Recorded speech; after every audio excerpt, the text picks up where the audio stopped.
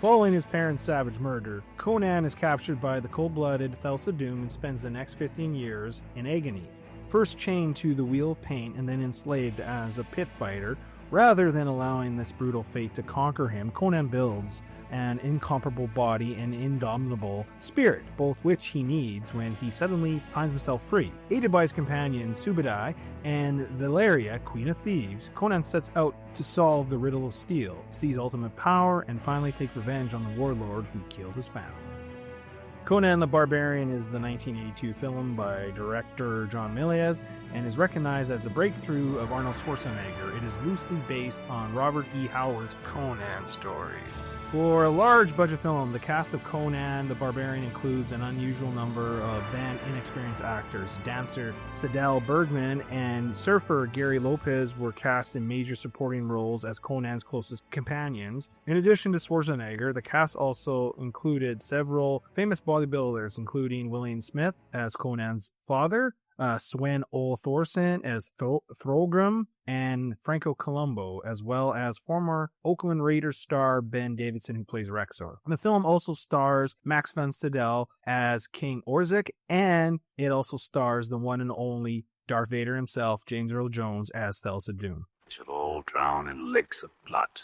So a really eclectic cast. You couldn't see anyone else play him. Nope. I enjoyed the cast. The cast was great. Yeah, it's a spot-on casting. This movie is an all-time classic. It is also a very underrated film. Like, you don't get Lord of the Rings, you don't get Game of Thrones without Conan.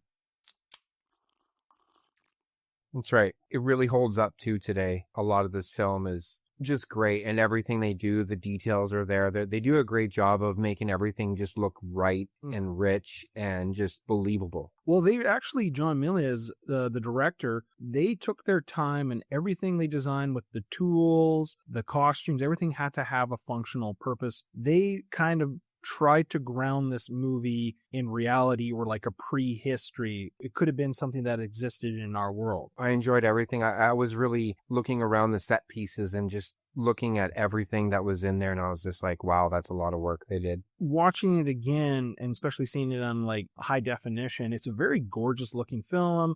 Everything, the landscape. This movie was basically filmed in Spain, and so to me it has a lot of that Sergio Leone kind of landscapes and backgrounds, and it also feels a little bit otherworldly too. Since this is a movie came out in 82, this is a movie that has been kind of etched in my memory, my life. I remember, I don't know about you, when was your first experience with Conan the Barbarian? Well, it wasn't when it came out, that's for sure, because I would have been 6, and this film would have been a little too gory for a 6-year-old Turk. So I'm thinking, maybe teenage years or preteen, just slightly, but I remember bits and pieces of it. How'd you stumble upon it? Television, maybe. Oh, so that was your first introduction? I think so, yeah. I don't know if we would have went out and rented it. I don't think we did that, so it had to be TV. But barely remembered some scenes, I'm like, okay, I think I remember that. But really the full first viewing was probably with you a few years back, so. Oh, really? So that actually, they're not that... That I actually remember. Well, that's typical of you. I know. I have a bad memory. Well, not just a bad memory, but like a lot of these movies, you haven't watched until like now later in your life. No, I spent my time watching these dick and fart joke movies, I guess, all the time. I think so. Yeah. So, well, we're going to continue your education. Yeah, let's do it. Keep educating me. Yeah. Well, for myself, Conan was introduced to me. I was aware of Arnold Schwarzenegger like as a kid through kind of like I believe there was the not the Running Man, but I think the Terminator. I was aware of it, but I had older cousins, and so when we all got together, they were quite a bit older, so we'd rent movies. And back then in the 80s and stuff, parents weren't really, at least our parents, they didn't really see what we were watching, especially when us kids got together. So they'd rent a bunch of like Arnold movies, and they're all R-rated. And yep, pretty much. So my first introduction was, I remember watching Conan and seeing it, and I was just mesmerized because this movie, for one, is very brutal. Like, actually, this movie was like through the censorship, it took them a long time to get it to R-rated. in some spots it was rated X. It's just to get it to the R. And it's not that it was gratuitous nudity and all that, but it was like the gore, because like it's people are getting their heads cut off. There's blood. It's a brutal movie. From then, this movie is kind of etched in my brain and my memory, and it's one of those movies. Again, doesn't matter. The older I get, the more I appreciate each time I watch it. It's one of these movies. It just ages like fine wine for me. I agree. Watching it again, it was a great rewatch. I took more in this time. Like, I really visually spent time, like I said, looking at the set pieces, the armor they wore, everyone wearing those pajamas or those, the robes, I guess we'll say. Just the stonework, the metalwork, the weapons. It was just great. It was awesome. There's a guy, that's Sven-Ole Thorsen, who plays Thulgrim. He's probably like the third like high priest, so he's third only to Rexar and Thulsa Doom. He's carrying this large hammer on a horse, like just pure Viking and brutal and scary. Right away you see these characters, they're iconic. And even with Arnold, like this movie, actually it was many years in the making, because like Arnold, I think, was kind of attached to the movie from all the way back to 1977. And the movie didn't get made till 1982, and it went through a long process to get made. The one thing about Conan, he was created by Robert E. Howard, who actually Conan, his first appearance was in 1932. They're called Weird Tales comic short stories. So Conan predates Superman and Batman and some of these other characters as like he became a comic book character. And Robert E. Howard is kind of a very interesting person, because I think he was born in 1906. He self-deleted himself in 1936. So he didn't really enjoy kind of his popularity. He was an individual that kind of had issues. But there's a story of John Milius talking about that, how he came up with the concept of Conan was he was typing and stuff, and he was very paranoid, and he saw at night while in his place there was this figure, and it was like Conan in his mind. He saw this figure, and this figure was telling him he has to write these stories or he'll kill him. So he would write all night all these stories, and then he'd sleep during the day. So he was that. I don't know if this story is true, but just hearing the director talk about it was pretty cool. That is pretty cool, knowing that Conan basically willed himself into existence by forcing a writer to write about him. That's really cool. Yeah, in his mind, like this guy that had these mental health problems and kind of paranoia, he wrote some great stories. Like he wrote Call the Conqueror and all that. And it's kind of too bad that he self-deleted himself, because he was only like 30. Yeah, that's too bad. Like, he was very young. You can imagine that if he got older, like what would have happened for Robert E. Howard. But yeah, it's an interesting backstory. A little tidbit: Arnold Schwarzenegger was the only person considered for this role. I know there was talks when they did sold the rights to Dino De Laurentiis. There was talk about, maybe a Charles Bronson, but all in all, Arnold was, because he was attached, because I think the producers, they saw him in Pumping Iron. And then there was that movie Stay Hungry with Jeff Bridges and Sally Field, and he was on the way, and they're like, no, you can't, because like John Milius even said, Arnold's perfect, because if anyone else we cast, we have to build them into Conan. Arnold's like 6'2", and he's a bodybuilder. He's already Conan. Yeah, he is Conan. And like in hindsight, there's nobody else that can really capture that. They tried even with Jason Momoa, and it never worked. It's something about Arnold as Conan. It's his role. He was born to play it. Who is my daddy, and what does he do? Oliver Stone was contracted to like write it, and he even wanted to direct it. So yeah, Oliver Stone, they had him come to write like the first draft there, and they actually originally he wrote it in a futuristic dystopia, kind of like Dante's Inferno, kind of as a influence, and it was just like gore, and there was cloning and mutants and all kinds of stuff. And I think Oliver Stone saw this as a 12-movie cycle. So he thought that, and he still believed, because there was an interview watch, that they should have done like James Bond, where Arnold would come back every year, every 2 years to play Conan. But then once John Milius got hired, obviously Oliver Stone still gets like a credit. Like you see that he's credited as one of the writers. But when John Milius came on there, he wanted to go back to like the source material a little bit and have it in the prehistory. And then he also, because Oliver Stone, the movie was very fantastical, and Conan is very witchcraft, wizardry, all kinds of stuff, where he wanted to ground it in a reality. And if you think about watching the movie, outside of seeing like Thulsa Doom morph into a snake and we see some witch, the movie doesn't really have a lot of supernatural stuff in it. It's like pretty realistic. So that was kind of John Milius, and that they wanted it to be like that and send back to the Hyborian Age. prehistory that Robert E. Howard kind of set up for them. Well, I think the movie has a reputation of being like a gory action Arnold film, but like watching, the more I watch it, it isn't really great. It's a great film. It is. The movie doesn't have a lot of dialogue. Like there's barely dialogue, but the music kind of really flows. It sets it up. All right. So the first thing that I noticed watching this film is the drums, just this tribal drum beats mixed with a narrator. Who's narrating the film again? It is Akirio, the sorcerer that he tells his chronicles. So the sorcerer that we see in kind of the second, third act that helps him. Oh, him. The both of them. That's him. Who's yeah. Okay. All right, good to know.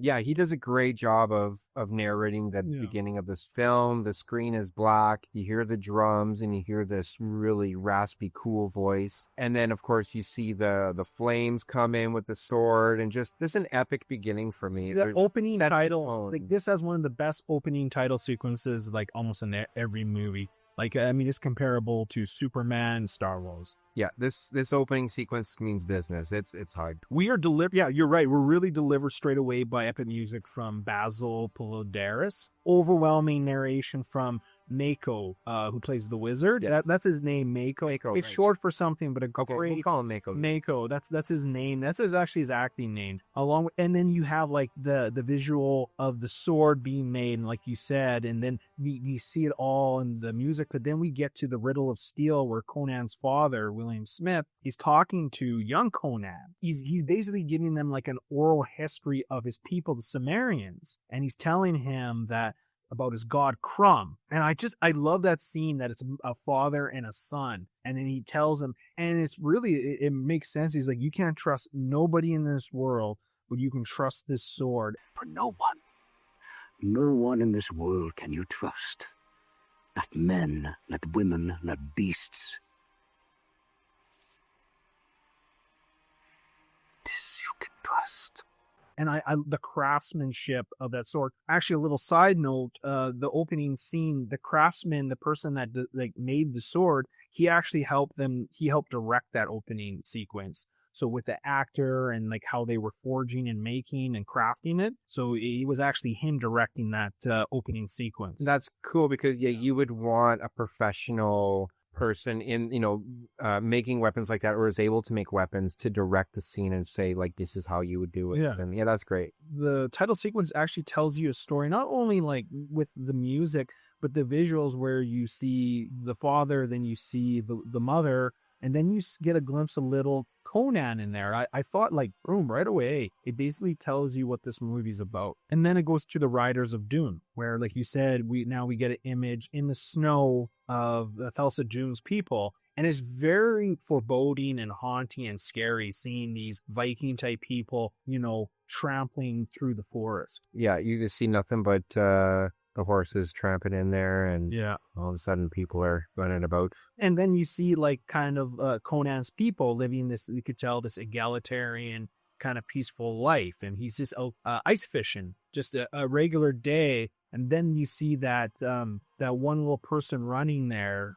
That's actually Franco Columbo, who's actually Arnold's best friend, and who's also a bodybuilder himself with the tattoos. Oh, the little scout you see there? Yeah. You only see him in that. That's it. You don't see him in the rest of the movie. But he kind of comes up there, and right there you see the visuals of these people, that it's setting up. Something's going to happen. And the music plays like so bombastic, especially when evil things are happening. Yeah, and then, they're coming in and slaying the the Village People and, well, not the music group, the Village People, but the real Village People. And lots of blood. I thought the blood work in this scene was really good. Oh yeah, I enjoyed the splatter and it's so good at it. And it's brutal. Like that scene's very brutal where they're killing everybody but the children. Well, because they need them. Well, yeah, they do. It goes through like where they come and they wreak havoc and they butcher these people, and then they, at the end, they're Conan's with his mom, and she's kind of in a standoff, and then you see all, like, the riders come, and then you see, like, it kind of just introduces, you see Thulsa, the guy with the hammer, and then you see Rexar, and I always thought when I first saw it, Rexar is the leader, and then they take off their helmets, and you're like, holy shit, these guys, and they look like frickin' Vikings. Yep. Like the visual style, like they chose these guys, and now they move out of the way, and then comes this figure, and he has this cool armor, and you see the snakes, and he takes it off, and it's James Earl Jones. I like how they say you look at him, he looks like a different type of race of like he's got blue eyes, like these bright blue eyes, this straight hair, and I know what they were going for, that he's like kind of the last of a extinct race of people. That's how they kind of played it off, but it really like the visual style of James Earl Jones. And he plays it off where he hypnotizes them up, and he chops her head off. Pretty much. And the music, and you see little Conan, his mom falling, and her hand lets go of him, and he's just looking at his hand. Like, just so heartbreaking. That was a pretty brutal scene. But his mom was pretty sexy. Oh, yeah. And when she had her head, he's feisty. And then they round them up and send them to the Wheel of Pain. We don't really know why they were there. Were they looking for steel? Just because he could. And looking for children to enslave, I guess. Yeah. And also, like, this scene was always stood out to me because you can imagine in our history, like, how brutal, like, when we're talking about, like, our today, like, you can imagine how brutal people were back then to, like, other clans of people. Oh, God, yeah. There was no talking. There was just, no, I'm going to cut your head off, and that's the end of the conversation. Yeah, it was kind of like that, yeah. The one thing I would say about bringing the children up to the Wheel of Pain to push that for ages and ages as they grow bigger and stronger, and Conan's the only one left pushing it by himself, but he's like gigantic and huge. You'd think that maybe they would, not allow the children to get so big and strong and so that they're able to fight back, but they probably didn't think that Conan would persevere. And the thing is what's more pressing, what is the functionality of that? I was trying to figure out,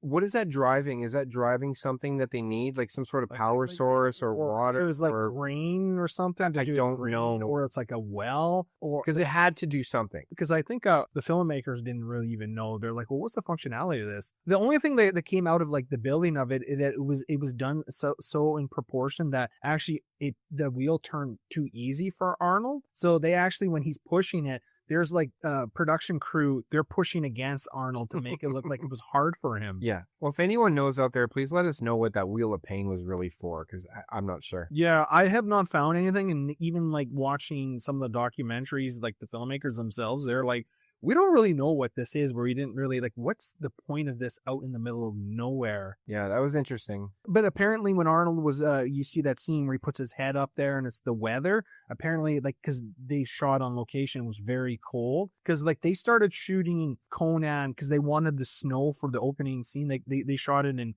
January, but unfortunately when they wanted to shoot, it didn't snow.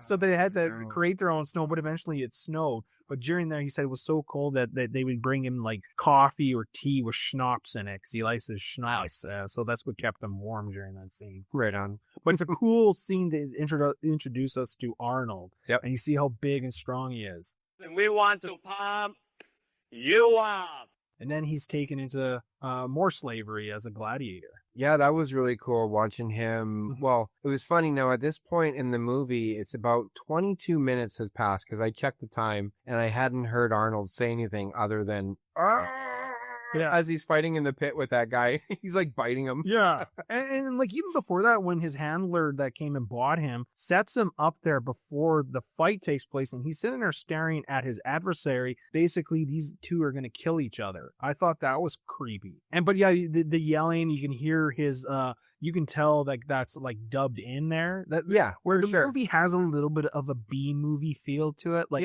to be honest. But I think that's what works in its favor. So it makes it special. But it's a cool scene because it's voiced over by the wizard telling us about his struggle, and like he's getting the guy has filed down teeth. Yeah, and he's biting his neck, and so Conan's bleeding pretty good.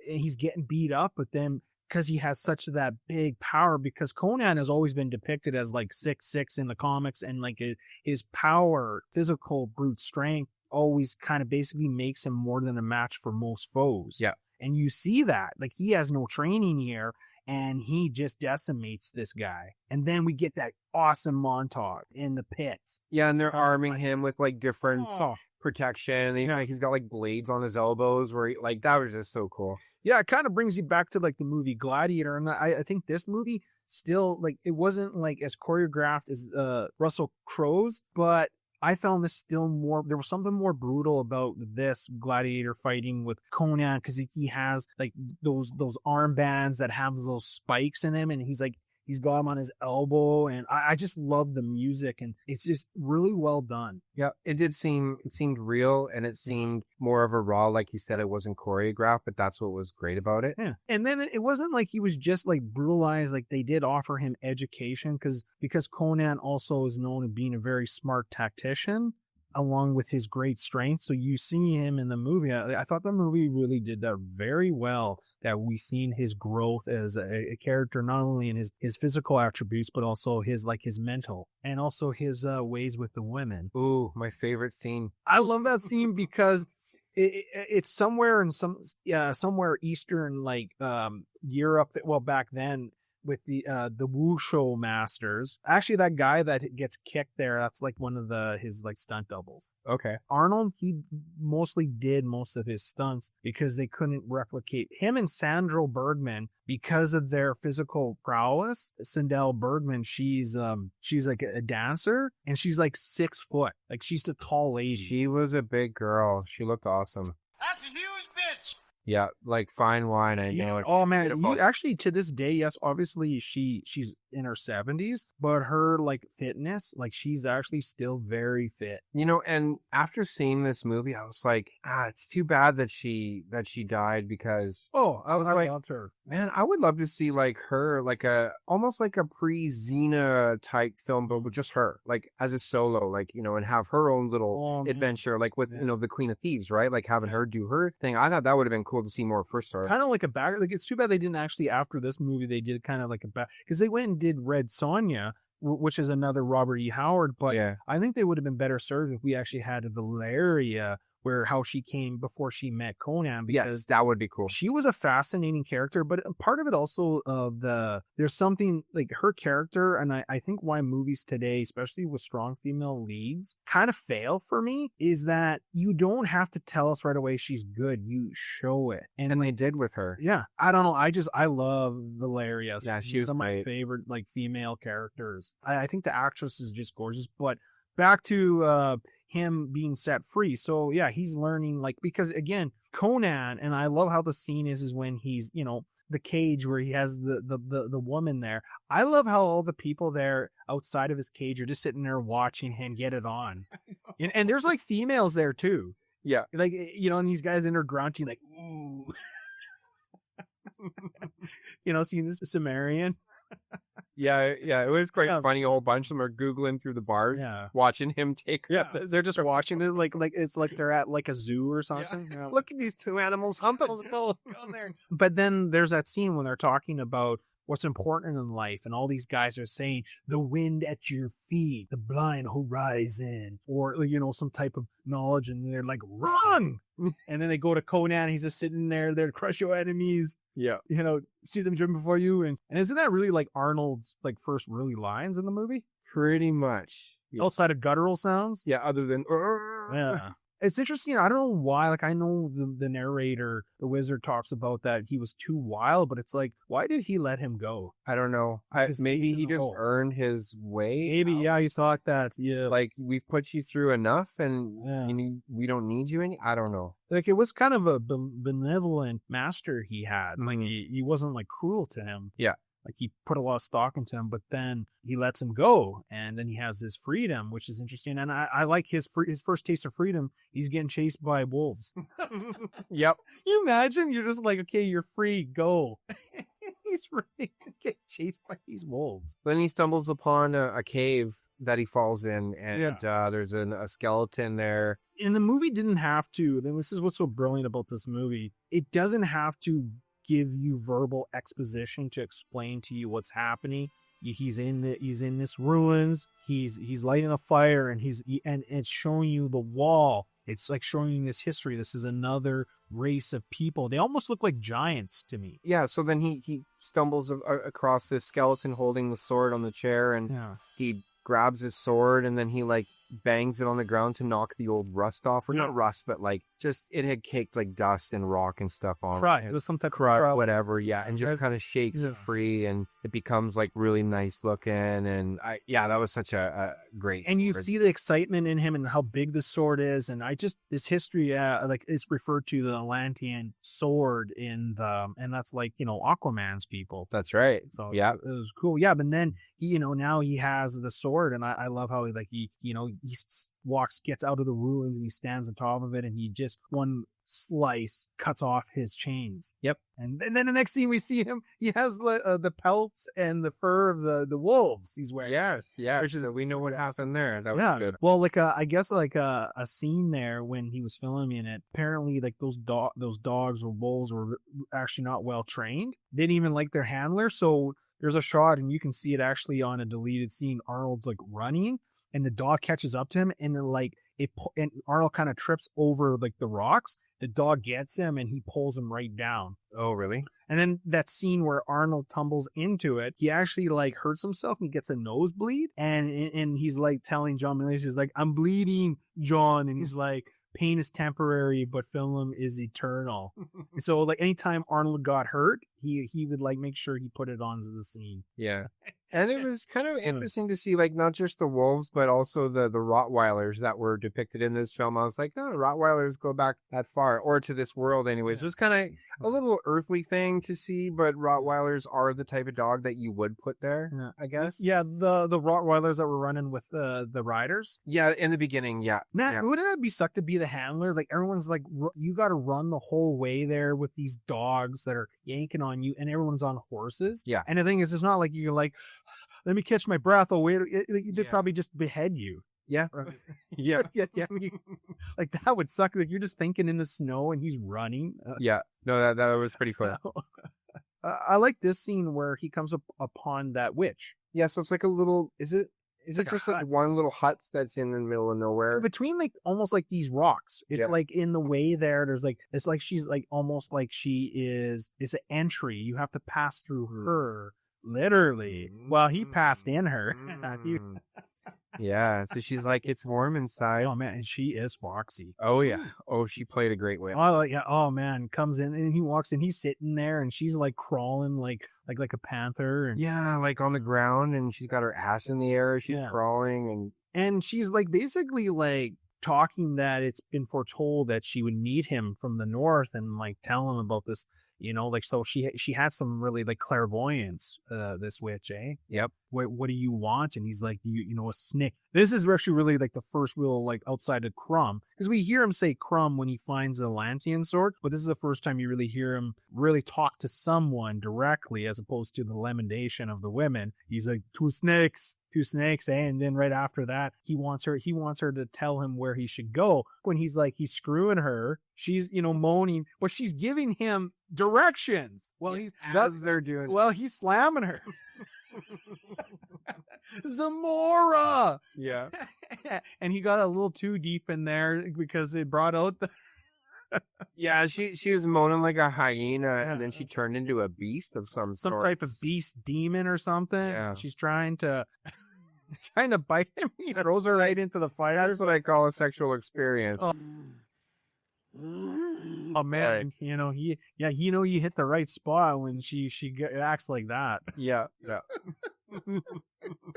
Then throws her in the fire. I just love how he just woofs her in the fire. Yeah, get the fuck out of here. Yeah, and then she goes. Cause I don't think she dies. No, she turned into like some sort of spirit, and then she just like kind of flew away. Yeah. And she was laughing, and she was knocking shit over inside as she took off. I would have liked to see more of her. Oh, me too. Ooh, boy, man. I don't know. There's something about those 80s kind of chicks that they had almost like a rocker look. Yep. Even Valeria. And they're so natural. Like just their build.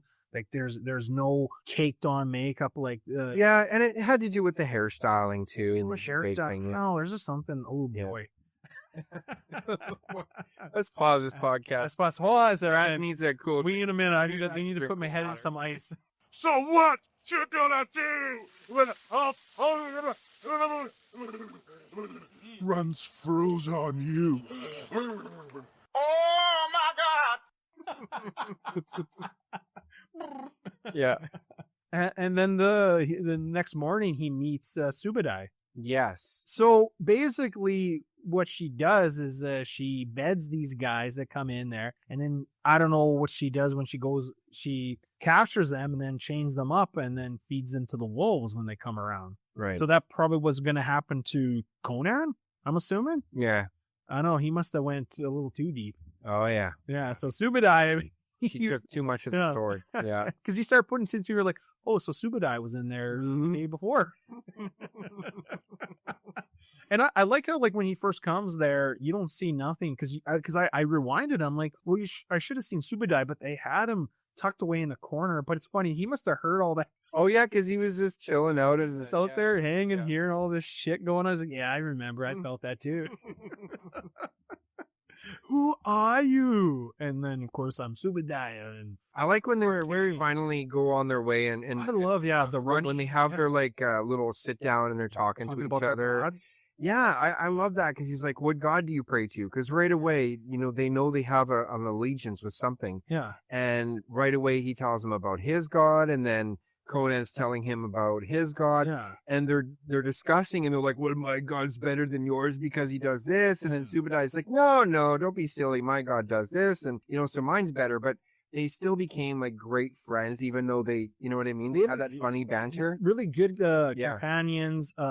And Subadai kind of also became in a way, he was like a teacher to Conan. Yeah. He's a guy that obviously, and I think he's based after like a lieutenant Mongol of Genghis Khan. They're running to civilization and they're going through the towns, and just kind of seeing them interact there because Conan has never really experienced any of this. No, he's not. He's this is an eye opener for him. And they're eating and just buying drugs. Oh God, it's so funny. Within like 30 seconds of them kind of going down the stairs and through this little alleyway, he encounters so much in just his 30 seconds of humor. There's a woman on the stairs trying to sell herself to him, and he calls her a slut.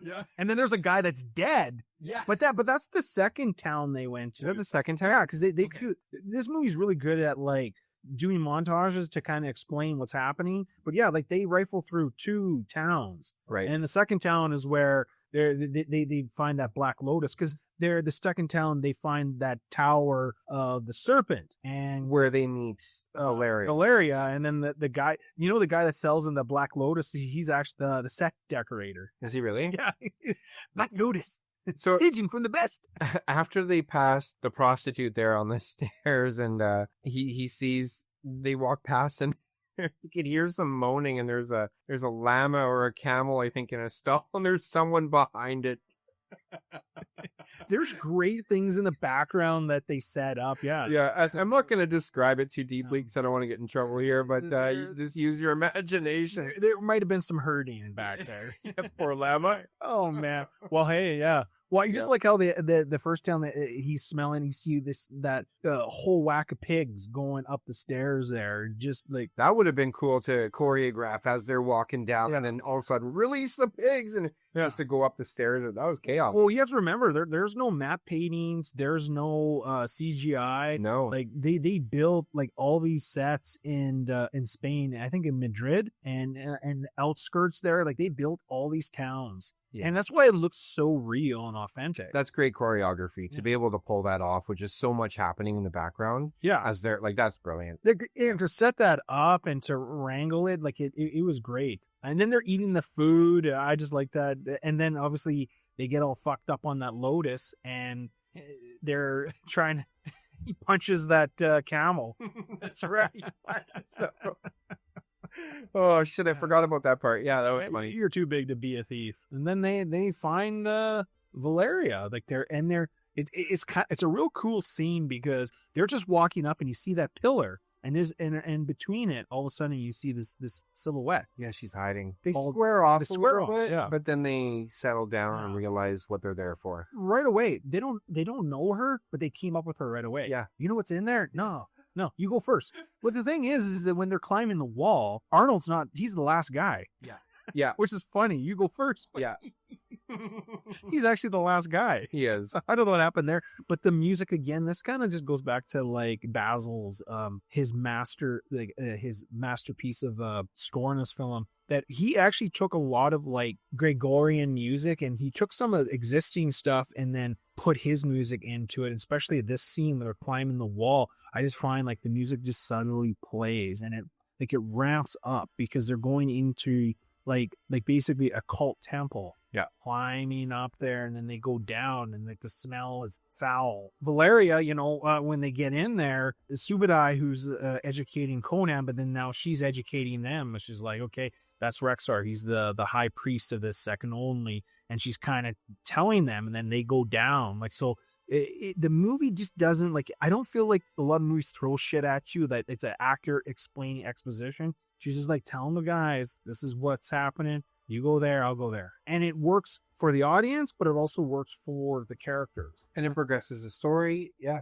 And I think a lot of movies and shows really should take kind of like, I find too many shows, characters will over-explain stuff because they got to get information to us as an audience so we understand. And I feel like that takes you out of it because they're like, nobody talks like that. That's right. Of course, after meeting 10 minutes ago, they've devised this great plan to go down and... Yeah, it's a real great plan. It's a great plan, yeah. To steal that, is it like a gem or a ruby? Yeah, it's like a serpent's something. What is it? Like a gem? We'll call it a gem. Yeah, the serpent's gem, I think that's what it's called. I forget what they called it. I think there was a name for it, but anyways, they had to... The snake was sleeping and Conan had to reach over the top of the snake to grab it. And you see Subadai, he just puts it in his pocket and he's gently there. And like, it was a cool scene. And that snake for a practical thing looked really good. Especially when his sweat kind of dripped on him and the iris in that expanded. Great job. You're like, holy, Conan is leaving. He gets caught up because he sees the symbol, the medallion with the two-headed snakes in one. And it brings back because it's ingrained in his head. And when the butchery was a child, the butchering of it. Subadai comes back and then they're kind of fighting this snake. And apparently when Subadai shot the arrows, actually that was John Milius that was shooting the arrows. And they were real arrows. And he was the best archer out of the bunch. Nice. And then Arnold cuts him up. Great gory scene. The girl that jumps into the pit and screams, which is funny. She's screaming because she's going there to get eaten. I know. Like, wouldn't she? I didn't get that, eh? Yeah. And they scramble, get out there, and Rexar, the only like lines he really has is "kill them" or "get them." Like that's it. That's all he says in the movie. He's good at yelling, just like, "Kill them, get them, kill them, get them." I guess after that, they kind of Conan and Valeria get to know each other a little better, right? I believe they kind of relax after that and. They're drinking and they're having a good time, and he gives her a ruby. With that ruby, he kind of starts pressing. All of a sudden, her panties fall off just like that. They don't wear panties back then in the Dark Ages. Chastity belt or whatever they wore. His codpiece came off, yeah, because they don't know. They have not spent much time to each other. But like that whole scene when they're screwing and getting together, it actually kind of tells a story of their relationship. It's really well done. It does. It was a nice little montage. Yeah. And you see them that they're sweating and getting all like it's hot in there, and then they're eating and enjoying themselves. Valeria was getting malaria. What did he say? Just get the frick up. And they indulge themselves so much that troops come in there. They're all fucked up. Like Arnold's the faces in his soup. He's so drunk. So drunk. Like, at that point there, Subadai, who knows? He's probably with that dancing chick there. Because he actually kind of is with her. Because you'll see in other scenes, that's his lady. Right. You know, right. And you see he's like spanking the other ladies. There's lots of patting going Lots of slap.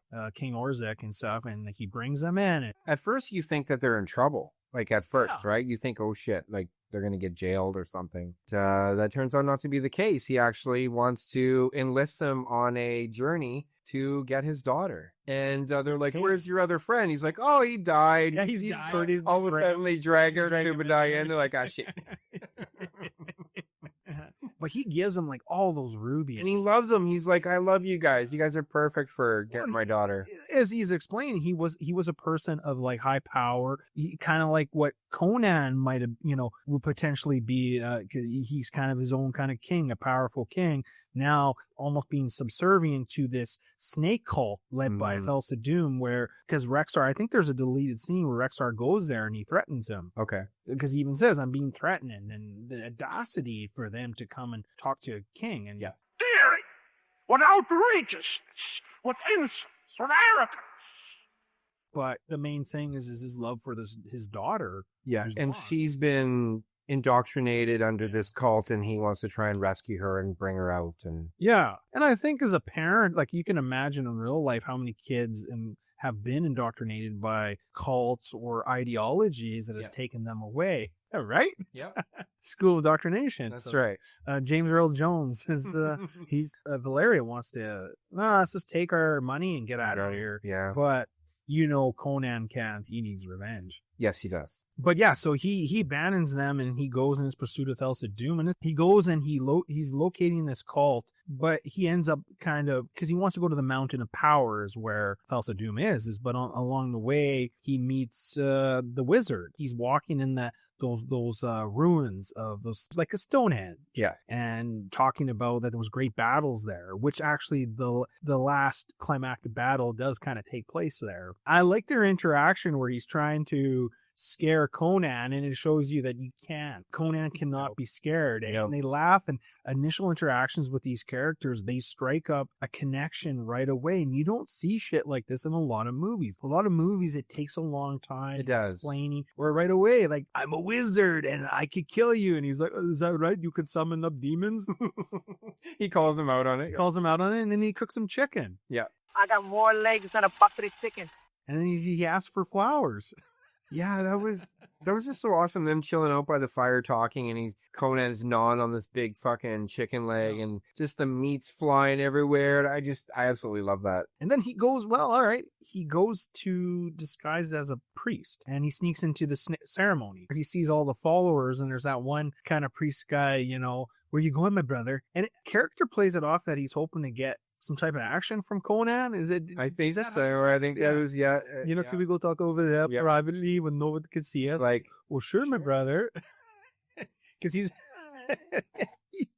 I just want to say, at this point in the film, this is already like given me so much emotions. You know what I mean? Like, it's just so great. It's given me moments of like pain and sorrow and sadness and triumph, love and laughter and friendship. And I haven't felt this much emotion from a film in a long time. And that's sad. Plus seeing Arnold Schwarzenegger on a horse is awesome. Scratch that. Arnold Schwarzenegger on a camel holding flowers is awesome, which I would say. But at this point, that makes the movie just so great up until meeting the priests and whatnot. It's just, every scene from start to finish, everything's iconic. Like, I remember every part of this movie, just enjoy, like, it adds something to the story. It does. There's something like right here, and then when he goes to his mountain of power, and he's trying to get closer, and it's like right off the bat, how do they know there's something's off? I get Thulsa Doom because he's 1,000 years old and he's a being of power. I don't know if he's like a demigod. Well, as we see later on, he is, because he can morph into. He is a demigod. Yeah. But he comes there, and it's like that one. He has the medallion, and that one guard there just grabs it and tells him to go. And right away, he goes and tells the lieutenants there. And I just love the scene when they're coming down the stairwell, the tempo temple in the mountain. Very creepy, but also kind of like, and I think they based the Thulsa Doom. There was like, I don't know if it was in the 1920s in Germany, but there was like a cult that was kind of like that was brainwashing people. And I think they kind of based that, the Thulsa Doom cult in the movie from that. They get him, like they figure him out and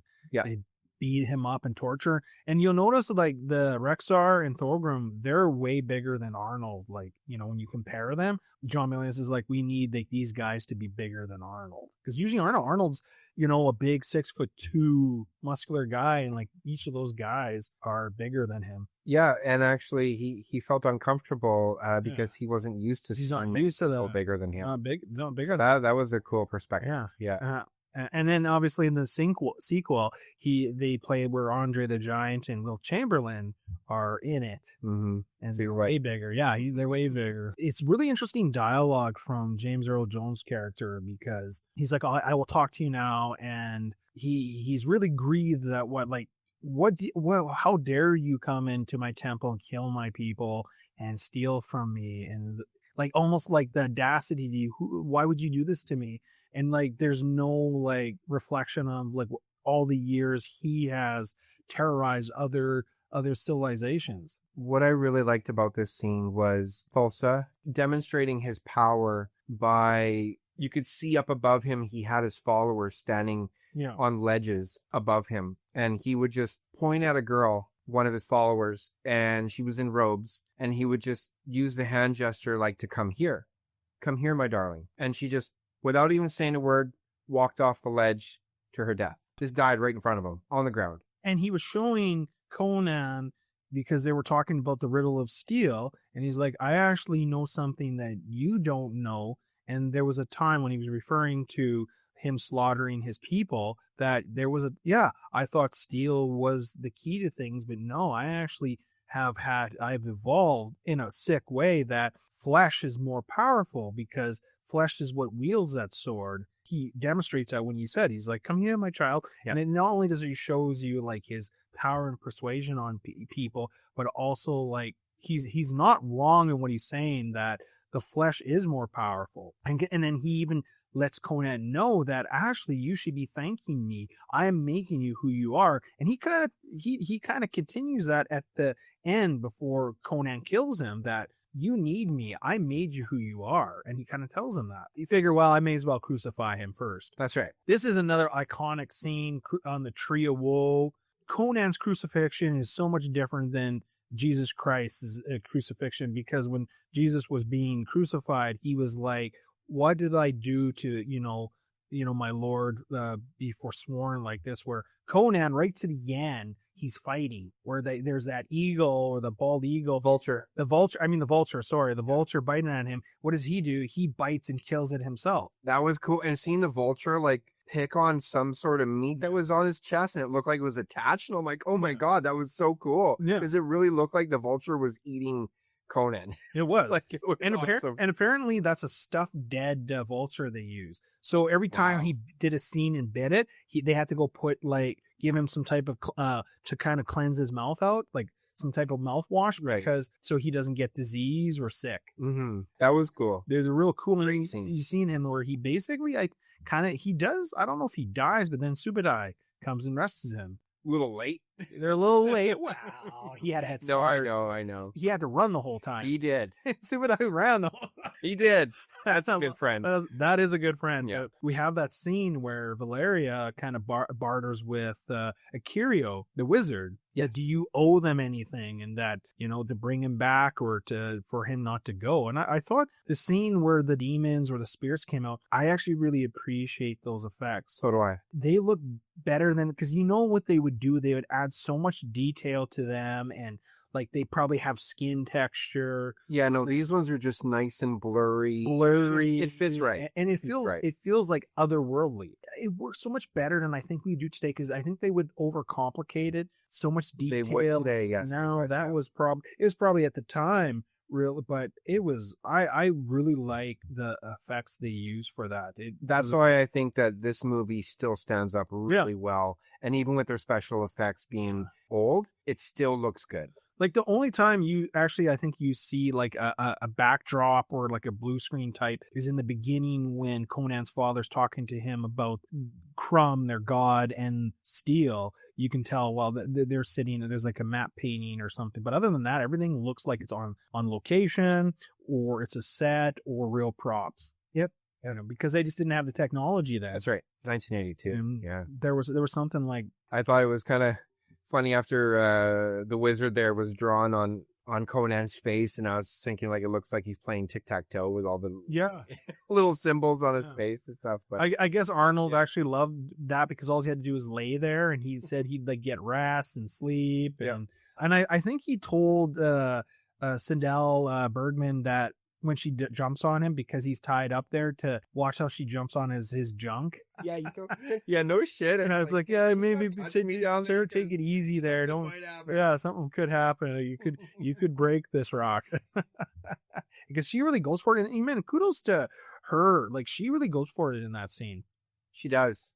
Both of them do too. Actually, when the demons are flying around, she's trying to hit them and scare them away and stuff like. That was a great scene because there's probably nothing there. It's just probably direction from Milia's. Yeah, but the way she was doing it, it actually looked like she was fighting them, like you know what I mean? Like she was making contact. Yeah, it did look really good. And then he's back, and I really like the scene. It's a when he's sitting there and the wind's blowing and he's looking at his hand, like it's like almost like he's checking to see if it works. And then he takes the sword out, and it's like he's reconnecting with himself, but also with the sword. And because Conan's people so tied to steel and sword, I thought that was a really interesting kind of like his first time kind of back to normal. And he's kind of like his right hand. It was an interesting scene. Then we go to them kind of planning on abducting the princess back. And they're sitting there and he's sharpening his sword and they're talking about, which I found kind of interesting. They're talking about, good thieves. We're going to do this. We're going to sneak in there, the mountain of power, and get her, and then we'll kill him another day. Right, Conan? And he doesn't say nothing, so you know what's happening. But it's interesting how their layout was to get in and get out, but that's not how it happened. No, their plan didn't go exactly. But I like the camouflage that they use. In the war paint? And apparently, Valeria, her outfit is pretty a thong bikini. Mm-hmm. And you see it like how fit she is. Because she's a dancer and like her movement, like in some ways, I think they were saying like she might have been the best person that took to the sword play because she really moved like a cat. Like, she was very smooth, and that's why she had to do most of her own stunts. Yeah, and I think Gary Lopez too did most of his own stunts because all these actors moved in a certain way, and especially when they're climbing up the mountain into like kind of that little opening. The opening you discover actually Thulsa Doom. These people, they're cannibal. And this is where we get to the orgy kind of scene. But it was really cool how it sets it up because they're in the mountain. It's all red and you're seeing them preparing the big stew, the pea stew and head. Yeah. And watching them, and they're sneaking about it. Just the visuals, if you look, you see all these torsos. But then you just the soldiers and the people at Thulsa Doom, there's something very creepy and eerie about like these people. Yeah. And then it walks into the throne room and it's like just a big orgy and the music's playing and they're watching. And I don't know, like, I like when both of them kind of are all three of them together and they're witnessing this scene. You see Arnold's eyes is like, holy shit. And they're kind of smiling, like Valeria's like, ooh, and the Subadai. So like even then they're like, wow. Can I get a There's a lot of moaning going on during the orgy scene. And there's old dudes. Yeah. If you notice, like, Zeus would have liked to go there. that Russell Crowe's Zeus? Yeah, Russell Crowe love that orgy. Should be in the middle of that one. Oh, yeah, that's probably how, it would go down, eh? We'd have, like, Thor in there. I mean, this is where we get introduced that he's something more than what they've been talking about because he starts, and then you look at his blue eyes. Yeah, this is the only special effect that doesn't quite work today, but that's okay. I let it go. But it's, like you said, when he's morphing into the snake, you could tell he's wearing a mask or someone's wearing a mask and like the mask is protruding out. Well, it wasn't a mask. It was just, it was a prosthetic. It wasn't on him, but it's basically for his kind of face to push out. Right. It was like animatronic inside, Okay. and it was pushing out the skins. Yeah, and that is no mole, and that was like, yeah. that's pretty bad, but that's okay. That's 1982, but it's still kind of cool. Like it works for me still, but yeah, it is noticeable. It was funny. It's a little. It is kind of funny. Yeah, but I like before that his contacts, his eyes blue, and then they went for snake eyes. Yes. Yeah, and then you saw the changes, the cuts, and then eventually, so it's like and his arms going inside of they go inside in the sleeves. Yeah. Yeah, it was pretty cool. Yeah. And like just like his costumes, they're very like old world. Like I don't know. James Earl Jones's place. But the only thing is that you could really see with his nostrils, you can see his nose hairs. Yeah. It's like, of course, I'm like focusing on that. I'm like, we gotta trim that shit. But I guess they didn't have any trimmers. I know. Raz got 10,000 years ago. Raz has got some issues. Yeah, you got unibrows, and nose hairs, ear hair. So now if I start seeing ear hair, that's it. I'm done. That's it. Movie sucks. It's a good scene. What's so great about it is that it plays this music, this operatic music, and it just builds to the point, and then they place themselves, and before you know, all hell breaks loose. Conan battles this berserker guy on the orgy bed, and then they rescue the king's daughter, and Valeria takes on 3 people. Well, that was really cool. Yeah, but Arnold also takes on those 2 lieutenants. He does. Yeah. And I love how the music ramps up because they spill the cauldron. Body parts are coming out. Body parts are coming out, and then you see all the Valeria, Subadai, and Arnold. They're causing havoc. And I just love the squibs that are going off, like they're carving people up. But what I really like about when Rexar and Thorgrim come in there, he's like looking like Rexar, and he's like he's kind of astonished that it's Conan because they think he's dead. He's like, you. And it's a great fight. Of course, Thorgrim there with his big hammer, he destroys that pillar that ends up kind of a lot of parts of it fell on him. And then they get the princess and they're out of there. And then we see Valeria, like why she's so good on them. And that one always holds. That's because I remember my cousins were like, man, she is so awesome, because my cousins are like, they're almost like young adults. So they had the hots for her back then. You're like, man, look at Valeria. Ooh, look at that. So yeah, she's good. She is. Of course, Thulsa Doom comes, and I like how he uses the snake. I thought that was an interesting choice that he would, because he's like the snake person. Yep. And he just takes a snake and says, see, and then he straightens it, and that's when Valeria gets. And that's a pretty bad, the side of her, one side, and it came out the other side. Yep. That's it for her. That was it for her, eh? Yeah, no, her death was actually pretty cool. And then, of course, the wizard asks Sebediah, why are you crying? And he says, Conan doesn't cry because he is a warrior, so I cry for him. He's Sumerian. Sumerian, sorry. So I cry for him. And also, they kind of set up that Stonehenge altar where he cremates her.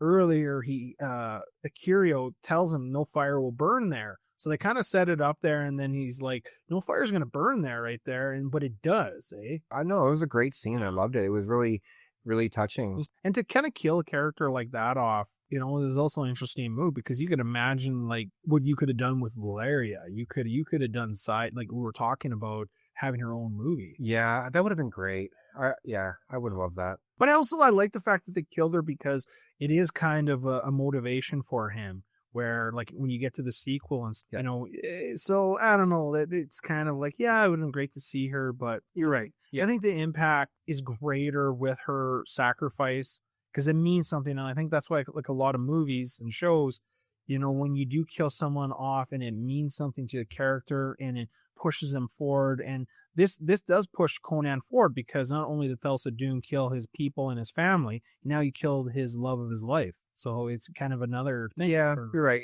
Deaths are warranted sometimes to progress the story. Yeah, that was her. Her death really does. Yeah.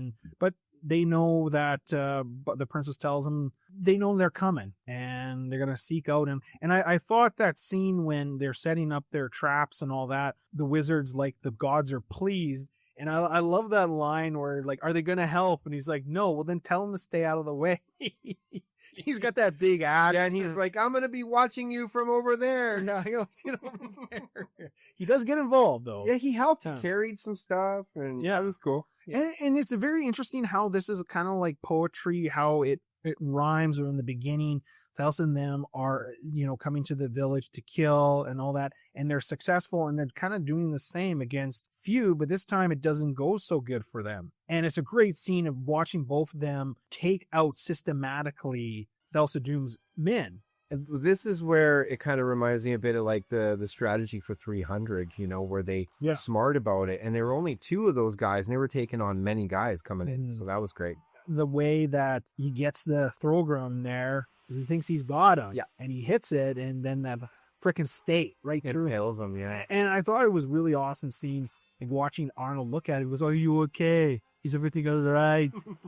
And then he has his final showdown with Rexar. Rexar kind of has him. Yes, but who comes to save Valeria? The ghost of Valeria. Yeah, and man, her armor and do you want to live forever? And that's a great line. It is, because she says it quite well. She says it 3 times. Yeah, at least 3 times in the movie. It was an ongoing thing with her. One thing, want to live forever. Yeah, and she says them, and Rexar has his dad's sword, and this is kind of like him taking back what he lost, especially for his dad. And then he's fighting him, but like the Atlantean sword's just made out of some type of special steel.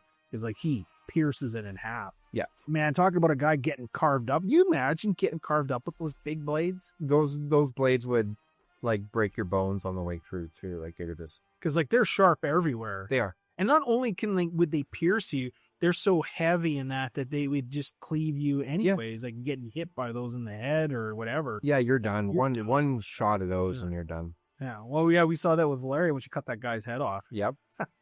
And I it's so good to have shows with that much gore. Like you really appreciate the like how detailed it is. They were great because there were scenes where, of course, the fight scene, you would see it, but the guy, his back would be towards the camera. But then as he's getting hit, you would see the blood kind of splatter up out there. Yeah. Well, it just looked amazing. You really appreciate these squibs they use. That the blood might not look 100% real, but it's better than that CGI blood they use a lot of the times in movies. I agree. Like because you can tell it's CGI. Where this is like, at least it's practical. It was very practical. And so, and Thulsa Doom tries to kill the princess. If I can't have her, I'll kill her. And that's like an eye-opener, because and why I'm bringing that up is she's pleading to him, "My lord, don't kill me." But then she calls out to her father, and she says, "Father." Like, at first I always thought that she was calling him, but I think at that moment, that's when she has her turn, where her realization, like father, and she is saved by Subadai. And this is a scene that I never saw back in the day until I actually got my copy of Blu-ray of Conan. It's a cut scene. I always saw it where Conan, after he defeats Rexar and he has the 2 swords and he kind of avenges his dad in a way, he goes right to the temple, and it's just a meeting between Conan and Thulsa Doom. That as well. But in that version, you see him and the princess. She's leading him in the temple. I never saw that. Oh yeah, that's what I saw too. Yeah. But I grew up for years watching a version that whole part with the princess and him going back into the mountain. Yeah. Is not in any of the versions I ever seen. Okay. And watching her lead him in there, and he's taking systematically out the guards, which is interesting. Thulsa Doom I know he's talking to his followers, and he's had to know that they're going to come for him. Like, was it like more like, "I'm done, I'm going to do my thing"? Like, did he know? Because it's like, wouldn't he kind of like hide away? Like, his top 2 guys are gone. Yeah. He got defeated. It was kind of like, what was he getting at? I don't know. Yeah, he was still hanging on to trying to keep the followers with him. Yeah. Conan confronts him. He does hypnotize Conan like he did his mom before he killed her, but then he's kind of snaps out of it. 2 movies where James Earl Jones kind of plays the characters, and they call the lead protagonist his son. Mm-hmm. Without me, my son, he's from me. I thought that was kind of interesting. Yeah, it's kind of creepy at the same time. Yeah, creepy, and then he fucking chops him up. Yeah, chops his head off, and his head rolls down the stairs like Ace Ventura's. It's like, Ventura. That's incredible! It's gonna be some kind of a record! And then all of a sudden, all the people, it's like they snapped out of it. They did, yeah. For some reason, him being alive, and then they realized he wasn't the ruler. cleared out of there right away. You know, I know They they threw the torches. threw the torches. It was like they were that hypnotists, or that wherever they were in that, Yeah. they just snapped out and they right away kind of, you know, and then obviously seeing this leader they've been following for years just get cut in half by this barbarian, probably like, well, let's get the heck out of here. Conan just kind of hangs around, like he's self-reflecting, and then you see that princess where she starts kind of worshiping him. I like when he grabs that torch, like that hanging metal torch, and he swings it around like the Olympic hammer throw, and throws it up at the stairs, and you know, behind the other torches that are already up there on fire. But then the temple obviously starts on fire after that. But yeah, that was quite the throw. That moment, that's when he became a hero, because up until then was just revenge. But when he went through the torch, that was also saying something. And also, I think it symbolizes when he's walking down and the temple's going up in flames. You see the princess, she's bowing to him, but he kind of walks by her, and then he turns around and instead of like allowing he kind of holds his hand to her, like he's reaching out that, no, you don't need to worship me. Let's take you home. And it's like, I thought that was really symbolic of that. No, you don't need to worship. And then he ends up carrying her, I believe. I think he carries her. Yeah. And the movies, and then we go to the epilogue, talks about him on his throne. You know that shot of him on the throne there and the beard? They actually shot that in 1980. Oh, really? Yeah. And before they actually shot the movie. Okay. Because Arnold has been attached to this since 77. That's right. No. Yeah, great movie. It's a great movie. It's an all-time classic. I think with time, it's one of those movies that it's a better movie than I think a lot of people remember or even perceive it to be. Like, I think now it's seen as like a classic, but at the time, there was mixed reviews. But it seems like a lot of movies like this and a lot of Arnold movies were always kind of criticized by the critics, because hyper-violent movies usually don't get a good rating back in the day. But I think this movie, like when you watch it, it is kind of like a masterpiece in its own way. Like just with the music, because the music, there's not a lot of dialogue, like we said. It doesn't need a lot of dialogue. You don't. And, you know, maybe they can chop that up, that Arnold's limitations as an actor, his accent. Because I know, like, partly why there was a little bit of pushback of Arnold being cast was, like, for one, his Austrian accent. That Italian producer of the movie, he was talking about that. And, like, I think John Milius and them are like, dude, we can't understand you English. What are you worried about? Like, Arnold had better English, right? But he had that thick Austrian accent. But it's kind of weird because, like, that Austrian accent, I always felt worked. Like, people always criticize Arnold as not a good actor or he's limited. Maybe he is. Yeah, maybe he's no Robert De Niro or Daniel Day-Lewis. But I think you try putting anybody else in those roles that he's been in, no one can pull it off. Total Recall, Terminator. Like, the list can go on. Like, I can't see any other actor doing some of the roles that he's taken. And a movie that I really recommend of Arnold, and you want to see actually, is Maggie. It's a kind of a zombie movie. There's no one-liners. You're not sending me to the cooler, or, you know, I'll be back. It's just like a father that, how far does a father go to his love for his child? And Arnold is terrific in it. I wouldn't say it's the greatest movie, but Arnold's performance in it, I recommend anybody who's a Arnold fan, and you want to see him do something different, watch Maggie.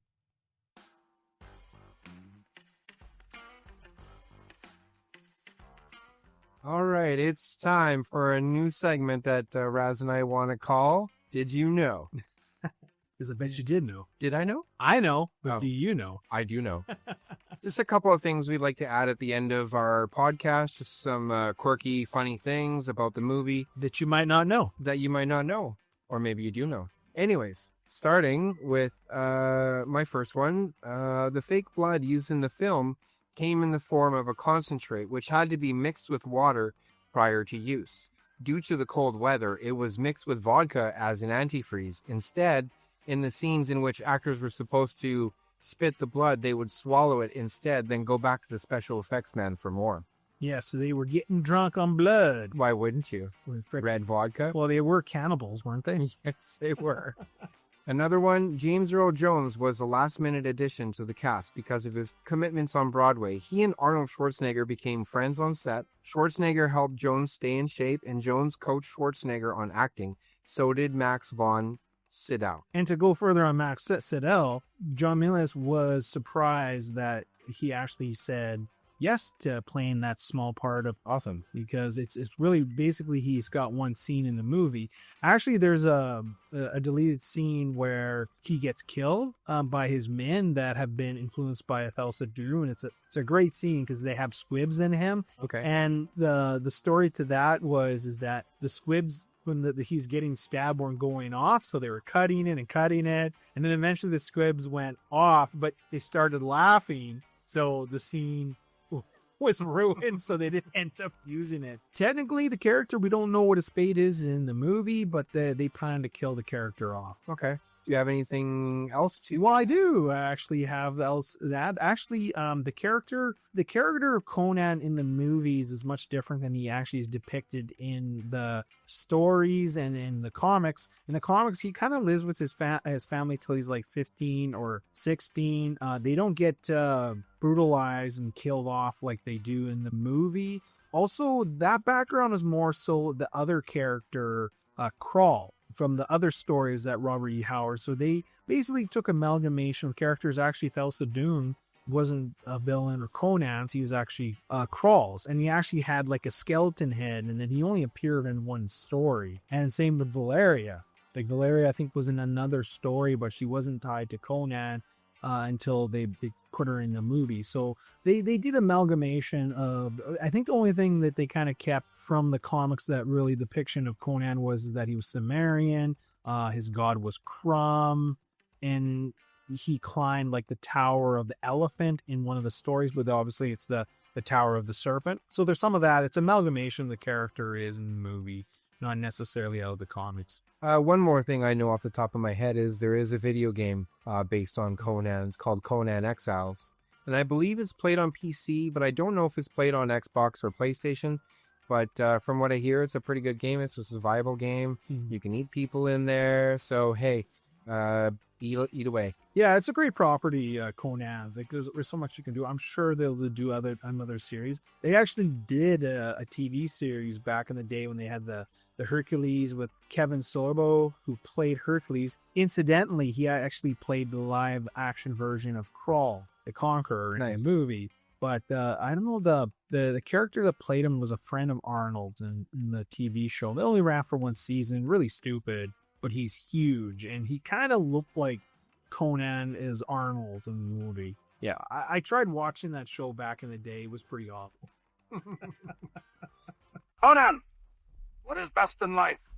To crush your enemies, see them driven before you, and to hear the lamentation of their women. Well, with that said, how would you want to rate this, Raz? I'm going to give this movie 8 out of Serpent Jewels. Eye of the Serpent? Eye of the Serpents. I'm going to give it 8 out of 10 Eye of the Serpents. I'm going to give this one an 8.5, 8.5 Eye of the Serpents. I think this, like I said, I really enjoyed the rewatch, and with the redo of the screen, I just think it's beautiful. The 4K. I think they did a great job of protecting this movie and bringing it back up to, our standards. Yeah, I'm going to watch this forever and ever. I actually do watch maybe once a year. It's just one of those, I think I always like to go back to it. It doesn't get old for me. It is aged well, in my opinion. And I think so many shows probably can have based and taken from Conan. Just, if you watch some of the TV shows that are out now, like Lord of the Rings, or like I said, Game of Thrones, or Vikings. I think a lot of people are into that show, Vikings, but this was the forebearer, kind of like, Superman the movie. Conan really kind of, again, introduced us to like sword-and-sandal. I know they used to do the Clash of the Titans back in the 50s, and those were big, but I think from 80s, something really serious, because this is a serious movie, because when you get to Conan the Destroyer, they kind of change directions where it's a little more, I'd say, kid-friendly or more jokey. Arnold has more dialogue. I think Conan works better as a character not speaking that much. Kind of like, it's just his people, right? Like when they do speak, it means something. And you see that in this movie. When he does speak, it means something and has impact. Right on. Well said.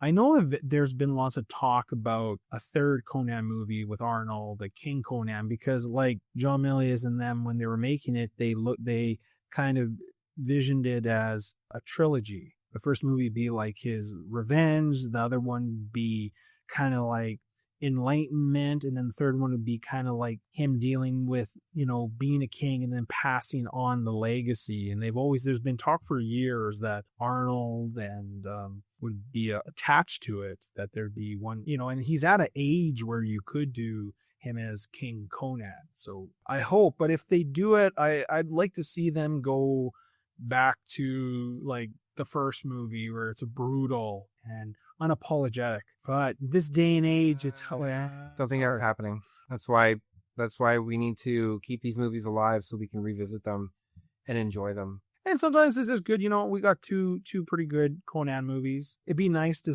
see them fulfill that, but also sometimes less is more. Yeah, and sometimes things are left in the past better. They're better left in the past. Yeah. Like I think that's like kind of like Indiana Jones, because like I know a lot of people had problems with Kingdom of the Crystal Skull. I didn't mind it. By no means is it anywhere near the other three, but where really you see is that it feels out of place. Like sometimes just 3 could have been enough.